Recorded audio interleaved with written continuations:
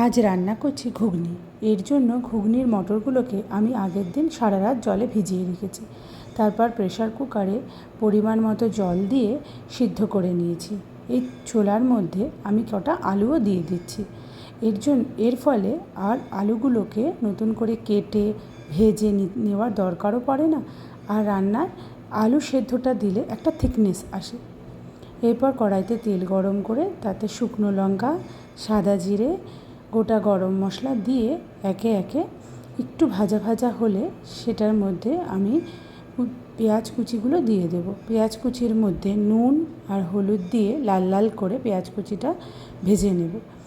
এই পেঁয়াজ কুচিটা যতক্ষণে লাল লাল করে ভাজা হবে ততক্ষণ আমি একটা মশলা করে নেব। এই মশলাটা করতে যা যা উপাদান লাগে সেগুলো আমি এখানেই দেখিয়ে দিচ্ছি।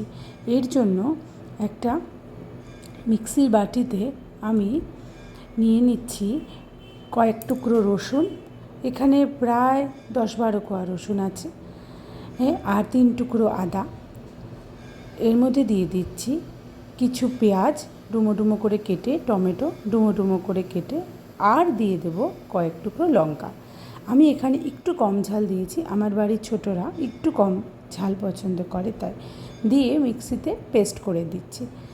এই পেস্ট করে মশলাটা এই ভাজা পেঁয়াজের মধ্যে দিয়ে দেব এবং পুরোটাই মশলাই এখন দিয়ে দেব। দিয়ে এই মশলার মধ্যে আমি একে একে নুন, হলুদ, জিরে গুঁড়ো, একটু কাশ্মীরি লঙ্কার গুঁড়ো দিয়ে ভালো করে বাটিটা ধুয়ে জলটা দিয়ে একটু ভালো করে কষাতে হবে।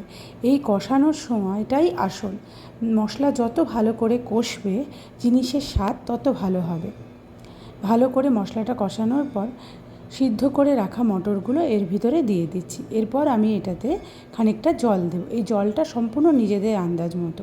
একটু ফুটে উঠলে পরে ওই সিদ্ধ করে রাখা আলুগুলোকে ভেঙে ভেঙে দিয়ে দিচ্ছি। বেশ সুন্দরভাবে একটা থিকনেস যেই চলে আসবে তার ভিতরে আমি এখানে তেজপাতা দিয়ে দিলাম, আর আমি এখানে দিচ্ছি একটু ময়দার গুঁড়ো। এই ময়দার গুঁড়োটা দিলে একটু থিকনেসটা ভালো আসে, অনেকটা দোকানের মতো হয় তখন। আর নামানোর আগে একটু ধনেপাতা ছড়িয়ে দেব। ব্যাস তৈরি আমাদের ঘুগনি। এর ভিতরে আমি একটু নুন আর মিষ্টি চেখে দিয়ে দিয়েছি, যেটা কিনা স্কিপ হয়ে গেছে। এরপর বাটিতে তুলে গরম গরম রুটি বা লুচি যাই দিয়ে দাও না কেন একেবারে জমে যাবে খাওয়া।